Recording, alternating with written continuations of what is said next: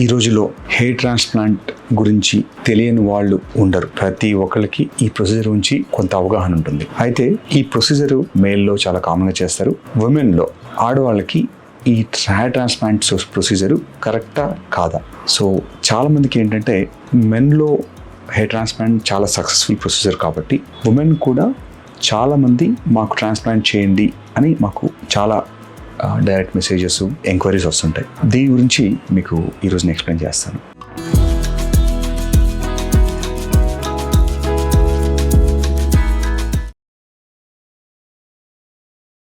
ఉమెన్లో ఈ pattern loss అనేది male pattern లాస్కి చాలా డిఫరెన్స్ ఉంటుంది. అంటే ఏదైతే రీజన్స్ మెయిన్లో జెనెటికల్ రీజన్స్ ఎలా ఉంటాయో ఉమెన్లో అలా జెనెటికల్ రీజన్స్ చాలా తక్కువ.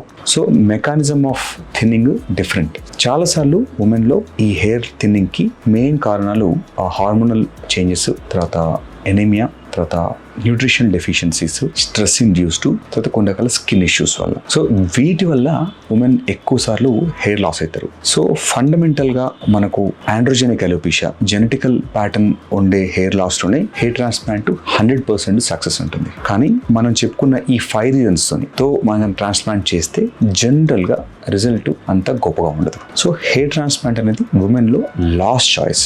మొదటగా ఉమెన్ థిన్నింగ్లో మనము పిఆర్పీస్ కానీ, ఎక్సోజోమ్స్ కానీ, రీజనరేటివ్ యాక్టివా కానీ, స్టెమ్ సెల్స్ కానీ, తర్వాత అడిపోజ్ డిరైవ్డ్ స్టెమ్ సెల్స్ కానీ చాలా రకాల ట్రీట్మెంట్స్ అవైలబుల్ ఉన్నాయి. సో అవన్నీ మనం ట్రై చేయకుండా ట్రాన్స్ప్లాంట్ అనేది జనరల్గా ఉమెన్లో ఎప్పటికీ సజెస్ట్ చేయము. వెరీ ఫ్యూ కేసెస్ టిపికల్గా అడ్వాన్స్ స్టేజ్ ఉండి ఒక పర్టికులర్ ఏరియాలో కనుక ప్యాచీ ఉంటే, అది రెస్ట్ ఆఫ్ ద హెయిర్ చాలా బాగుంటే, డోనర్ ఏరియా బాగుంటే, వెరీ ఫ్యూ ఇండికేషన్స్లోనే మనం ఉమెన్లో హెయిర్ లాస్కి ట్రాన్స్ప్లాంట్ ప్రిఫర్ చేస్తాం. కానీ ఉమెన్లో ఒక కండిషన్లో చాలా కామన్గా హెయిర్ ట్రాన్స్ప్లాంట్ చేస్తాం. అది ఎప్పుడంటే ఫోర్ హెడ్ లైన్ మనకు చాలా పైకి ఉంటుంది, కొంతమందికి అది జరిగిపోతుంది. ఫోర్ హెడ్ లైన్ జరిగినప్పుడు ఈ బ్రాడ్ ఫోర్ హెడ్ అనేది ఉమెన్లో అంత ఎస్థెటిక్గా కనిపించదు. వాళ్లలో మాత్రమే హెయిర్ లైన్ అడ్వాన్స్మెంట్ కోసము మనం ఈ ట్రాన్స్ప్లాంట్ని వన్ ఆఫ్ ద చాయిస్గా చూస్ చేసుకుంటాం.